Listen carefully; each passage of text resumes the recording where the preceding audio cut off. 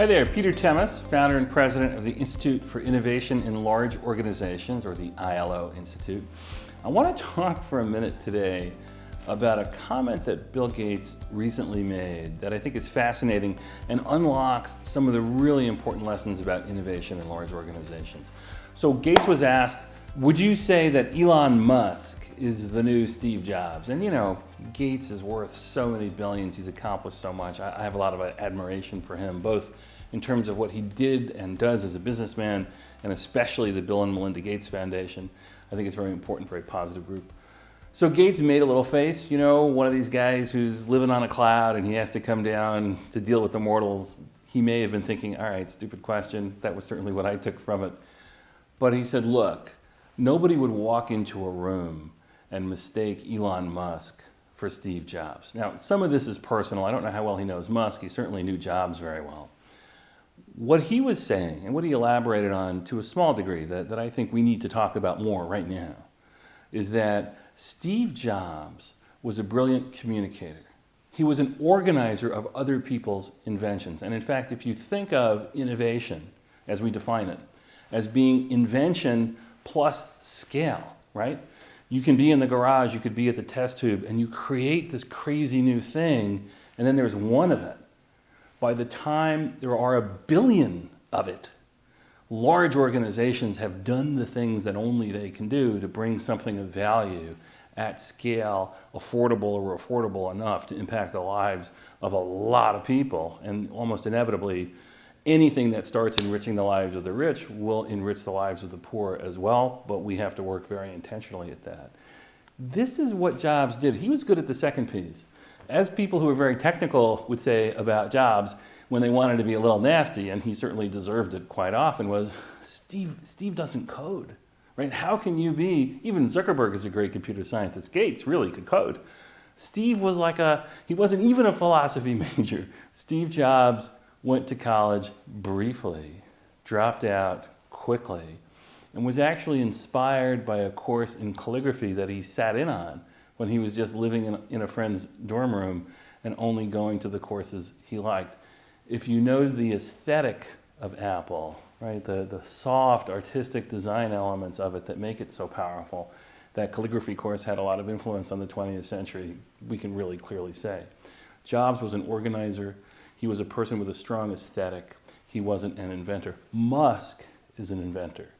And when you hear Musk talk about what makes success, he talks about inventing the best thing, being extraordinarily passionate about the product.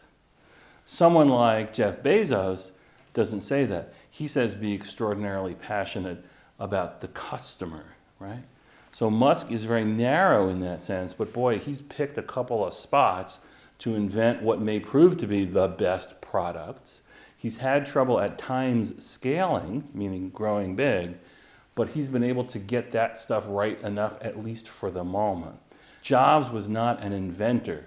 It gives him perhaps too much credit to say he was a visionary, but really he had that notion of how people would engage with technology, how people lived lives. He was very much a kind of natural anthropologist in that sense of business anthropology, looking at how people live and use tools.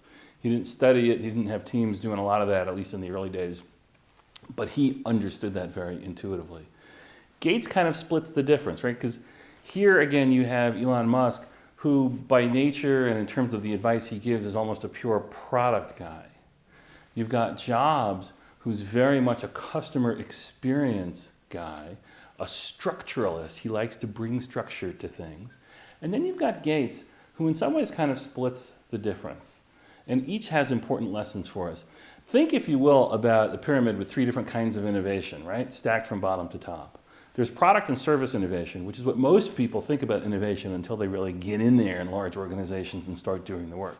We want to invent the new product. We want to shape the new service in a way that others can't compete with yet because they haven't thought of it. Maybe we own a little intellectual property. We'll go to market with that. We'll be first. We'll be able to charge a higher price because we have a temporary monopoly. And then over time, we'll have to make that stuff better and build the new ones. Fine. There's a lot of value in that. process innovation is more valuable in large organizations, in part because process innovation scales. By the time you're a $100 billion organization, the next billion is nice, but it's 1%. If you can improve a process that gives you a 3% boost across everything you do, and process tends to scale sideways really well, now you've got 3 times the value, and it's incremental and lasts, right? You start getting something like compound interest. The next time you make that process better, you're improving on what's been improved, and you get this kind of snowball effect. It's great. At the top of the model, you've got business model innovation, which is harder to do, it's riskier, but it's really vital. If you don't undertake business model innovation, when the moment calls for it, you'll pay a steep price. If you do it and get it wrong at scale, you'll pay a very big price, maybe even an existential price. The question of how to lower the cost of failure for business model innovation is something that we spend a lot of time on. Business model innovation is where Gates lived at the beginning, and it's where he had his most strength through his working career leading Microsoft. The idea of not selling but licensing his first operating systems, initially to IBM, and keeping the right to license it to others too, was extraordinary. Microsoft wouldn't be Microsoft if he hadn't done that. The shift to the business platform approach, to the enterprise-facing Microsoft, which we live with now, came about quite brilliantly.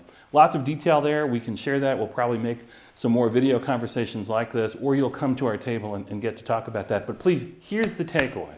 Musk is focused on product. He can do a heck of a lot, but it's a weak position over time, right? You need that, but the way in which you scale that, the business model, the way that you create a machine to do more and more and more of that. He's got some of it going on around process, but not enough. You can see when he talks, his heart is in product. Jobs was more the organizer, process-oriented, user experience-oriented. That's great. And then you look at someone like Gates, he was so sharp on business model innovation. What do you need to do if you're helping to run innovation in a large organization today? To some degree, all of the above, right? You can't neglect any one of those things. But look to the lessons from Gates about shifting business model, which means shifting how you get paid for the value you deliver as that value changes.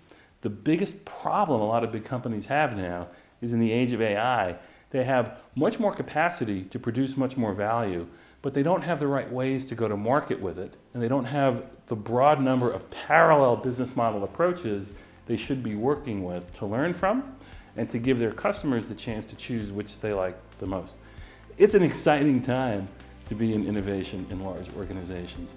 Thinking about Musk and Jobs and Gates and how to pull the best from each is really important. We'd like to have that conversation with you.